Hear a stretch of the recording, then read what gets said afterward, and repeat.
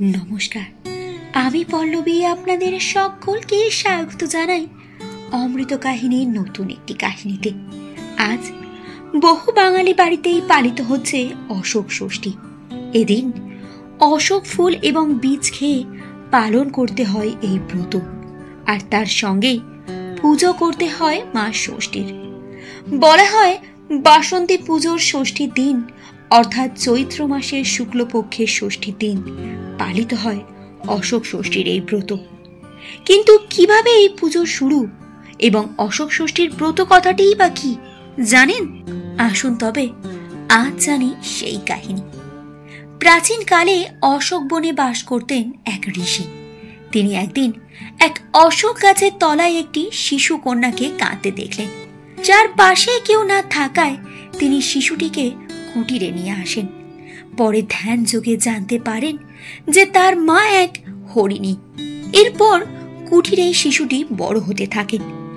যেহেতু অশোক গাছের নিচে তাকে পাওয়া গিয়েছিল বলেই মুনি তার নাম দেন অশোকা। মেয়েটি ছিল অপরূপ সুন্দরী। মুনি একসময় চিন্তা করেন এই কন্যাকে আর বেশি দিন তার কুটিরে রাখা ঠিক হবে না, ভালো পাত্র দেখে বিয়ে দিতে হবে।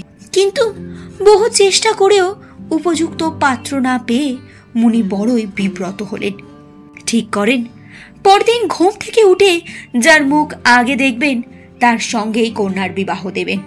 আর পরদিন ঘুম ভেঙেই তিনি দেখেন কুটিরের সামনে এক সুদর্শন যুবক দাঁড়িয়ে আছেন। তিনি এক রাজপুত্র। মৃগয়া করতে বনে এসেছিলেন, কিন্তু পথ ভুলে এখানে এসে পড়েছে। মুনির তাকে খুবই পছন্দ হয়। সঙ্গে সঙ্গেই অশোকাকে বিবাহ প্রস্তাব দেন তিনি। রাজপুত্র অশোকার রূপে মুগ্ধ হয়ে বিবাহ করতে সম্মত হন। বিয়ে দিয়ে মুনিও চিন্তামুক্ত হন। তবে অশোকাকে শ্বশুরবাড়ি পাঠানোর সময় মুনি তার আঁচলে কিছু অশোক ফুল আর অশোক গাছের বীজ বেঁধে দেন, আর বলেন চৈত্র মাসের শুক্ল ষষ্ঠীর দিন এই শুকনো অশোক ফুলগুলি জল দিয়ে খেও, এবং ওই দিন অন্ন না খাওয়ার আদেশও দেন তিনি। তবে শ্বশুরবাড়ি যাবার সময় রাস্তার দুধারে অশোক বীজগুলি ছড়িয়ে দিতে বলেন। অশোকা, তুমি যখনই কোনো বিপদে পড়বে তখন এই অশোক গাছের সারি ধরে কুটিরে ফিরে আসতে পারবে, তার জন্যই এই ব্যবস্থা। অশোকা কুটির থেকে রাজবাড়ি পর্যন্ত রাস্তার দুই ধারে অশোক বীজ ছড়াতে ছড়াতে শ্বশুরবাড়ি পৌঁছায়। এরপর তার শ্বশুর শাশুড়ি তাকে বরণ করে ঘরে তোলে। দেখতে দেখতে কেটে যায় বহু বছর।